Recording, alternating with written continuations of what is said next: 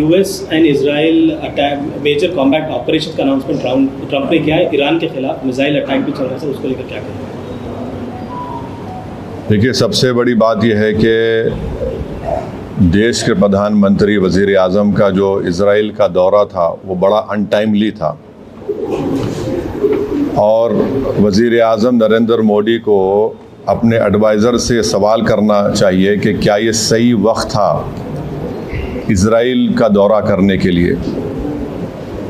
अगर वज़ीर आज़म का एयरक्राफ्ट मिड एयर में होता और इस तरह का हमला होता तो फिर इसका जिम्मेदार कौन होते?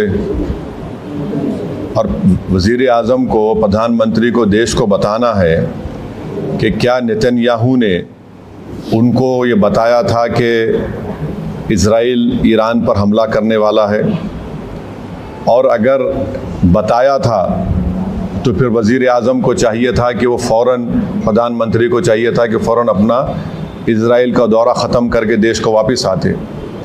मैं इसलिए कह रहा हूँ कि अटल बिहारी वाजपेयी 1979 में चाइना गए थे और जब वियतनाम पर हमला हुआ अटल बिहारी वाजपेयी वापस आ गए देश को। और अगर इजराइल ने नहीं बताया कि वो US के साथ मिलकर ईरान पर हमला कर रहा है तो फिर ये तो इजराइल ने हमको धोखा दिया। देश के 133 करोड़ जनता को इजराइल ने भारत की धोखा दिया है, बिट्रे किया है। उन्होंने प्रधानमंत्री के विज़िट को इस्तेमाल किया है ईरान पर अपने एक वल्गर अटैक के लिए, और उन्होंने प्रधानमंत्री के विज़िट को इस्तेमाल किया है ईरान पर हमला करने के लिए, और जो जेनोसाइड उन्होंने फ़लस्तीनियों का किया है गाज़ा में उसको कवर अप करने के लिए। और तीसरा, उसमें मैसेज ये जाएगा कि भारत ईरान के साथ नहीं खड़ा है, भारत इजराइल के साथ खड़ा है। और भारत को क्या हासिल हो रहा है इस हमले से, बताइए?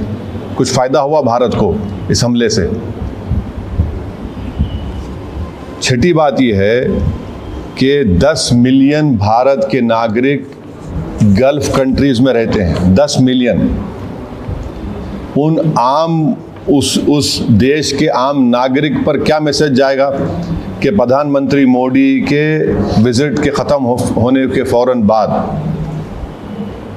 इजराइल ने ईरान पर हमला किया। अब आप देखिए, बहरीन में हमला हो गया, क़तर में हमला हो गया, हाँ, सऊदी अरेबिया पे हमला हो सकता है। तो ये वहाँ की जनता को हम क्या पैगाम दे रहे हैं? हम तो हमेशा न्यूट्रल थे। देश के प्रधानमंत्री को और बीजेपी को समझना चाहिए कि हमारी 80 साल की जो लेगेसी थी कि हम न्यूट्रल थे इस मामले में, आज उसका क्या हो गया बताइए? और फिर बहुत गलत मैसेज गया है तमाम ये गल्फ़ कंट्रीज़ को, चाहे बहरीन हो, क़तर हो, इराक़ हो। और हम जानते हैं कि क़तर होस्ट कर रहा था कि सीज़ फायर हो गाज़ा में, इजराइल ने वहाँ पर हमला कर दिया, बॉम्बिंग की। इसमें भारत का बेनिफिट क्या है बताइए? और प्रधानमंत्री के साथ जो आपकी बरादरी मीडिया के लोग गए थे कवर करने के लिए, वो भी फंसे हुए इजराइल में, अब उनका क्या होगा? तो ये जो, और लार्जर पॉइंट ये है कि US पे अब कौन भरोसा करेगा? आप बातचीत भी कर रहे हैं और हमला भी कर दे रहे आप।